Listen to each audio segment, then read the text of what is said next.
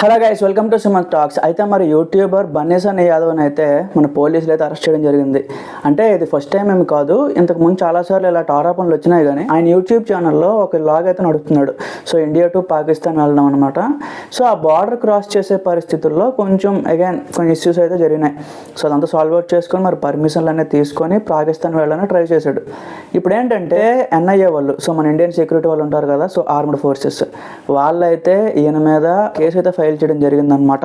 అసలు ఎందుకు వెళ్తున్నాడు అంటే, ఇప్పుడు ప్రెజెంట్ ఈ వారంతో నడుస్తుంది కదా, ఇది జరిగే మూమెంట్లో ఎందుకు బార్డర్ క్రాస్ చేస్తున్నాడు, ఇంకొక కంట్రీ ఏదైనా చూస్ చేసుకోవచ్చు కదా అని చెప్పి. ఎందుకు అంటే ఏమైనా డీటెయిల్స్ ఏమైనా క్యారీ చేస్తున్నాడా, లేకపోతే ఇక్కడ నుంచి ఏమైనా ఇన్ఫర్మేషన్ ఇంకా చేరవేయడానికి ట్రై చేస్తున్నాడా, ఇలాంటి యాంగిల్లో అయితే ఇన్వెస్టిగేషన్ అయితే ప్రయత్నిస్తున్నారు అనమాట. అయితే ఇప్పుడు మోస్ట్ హ్యాపీయెస్ట్ పర్సన్ ఎవరైతే ఉన్నారంటే మీకు తెలిసే ఉంటుంది ఆల్మోస్ట్. సో అన్వేస్ ఇప్పుడు మోస్ట్ హ్యాపీయెస్ట్ పర్సన్ అనమాట. ఎందుకంటే ఇంతకు ముందు అన్వేస్ మీద కూడా స్కామ్, మన బెట్టింగ్ జరిగిందని చెప్పి ఒక పోలీస్ ఆఫీసర్ మీద ఏదో ఆరోపణలు చేశాడు అని చెప్పి అరెస్ట్ చేయడం అని చేశారనమాట. సో అరెస్ట్ చేశారో లేదా సెకండరీ, బట్ ఆరోపణలు అయితే వచ్చినాయి. సో న్యూస్లో కూడా కంప్లీట్గా ట్రెండ్ అయ్యడం జరిగింది. ఆ మూమెంట్లో మనం బన్నీసన్ యాదవ్ ఏంటంటే ఎక్కువగా రెస్పాండ్ అయ్యాడు, నీకు ఎలాగే జరగాలి అది ఇది అని చెప్పి. ఇప్పుడు మరి మన అన్వేస్ ఏ రియాక్ట్ అవుతాడు ఏంటి అనేది చూడాలన్నమాట.